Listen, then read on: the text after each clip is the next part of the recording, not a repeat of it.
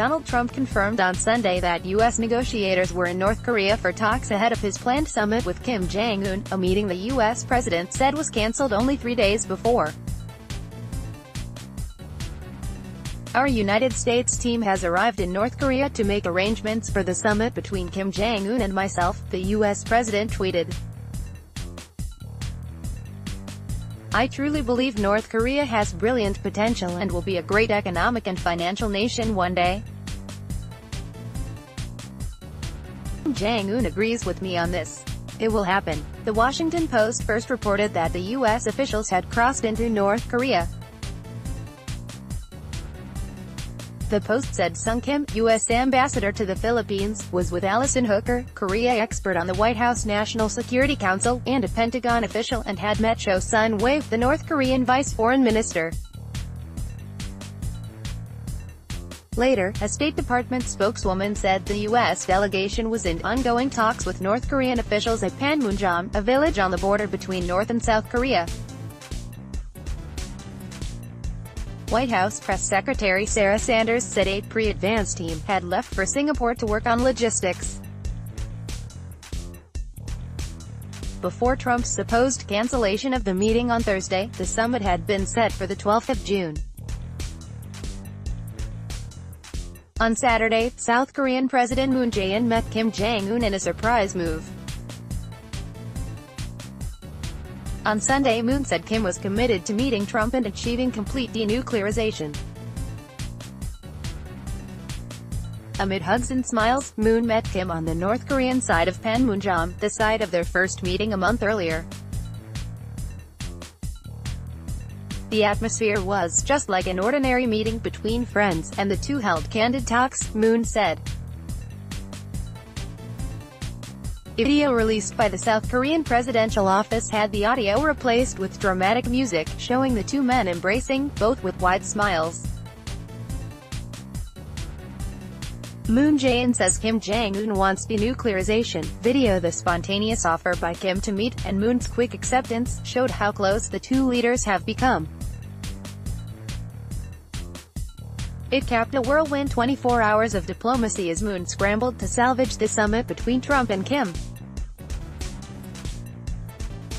On Saturday evening at the White House, as Moon was briefing reporters on his meeting with Kim, Trump suggested a climb-down was possible.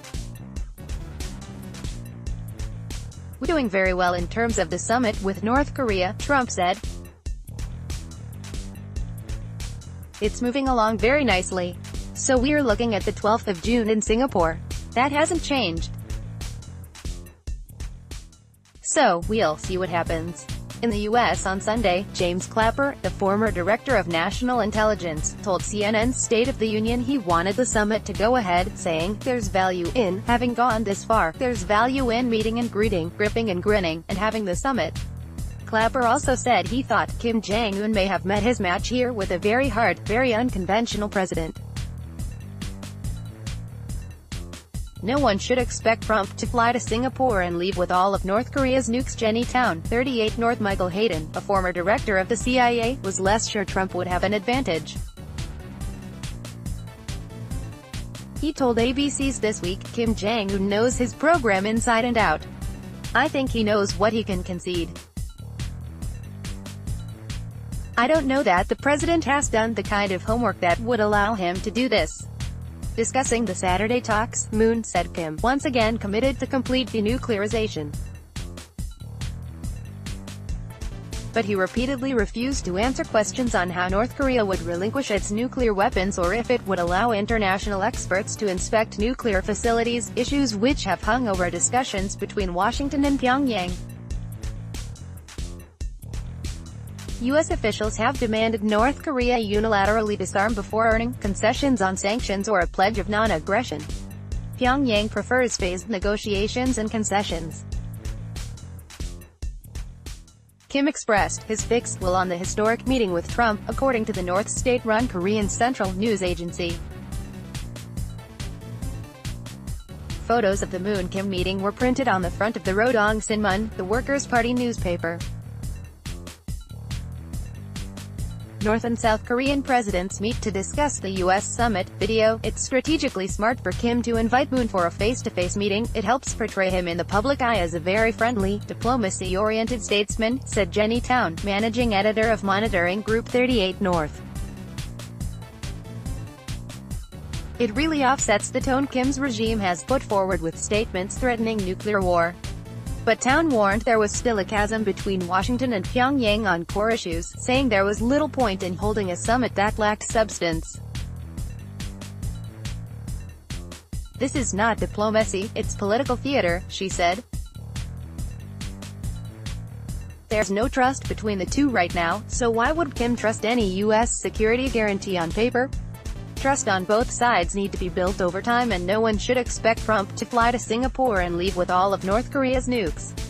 Moon said, "The path to complete denuclearization and full peace was never." He praised Kim for announcing a moratorium on nuclear and missile tests, as well as the closing of a nuclear test site this week.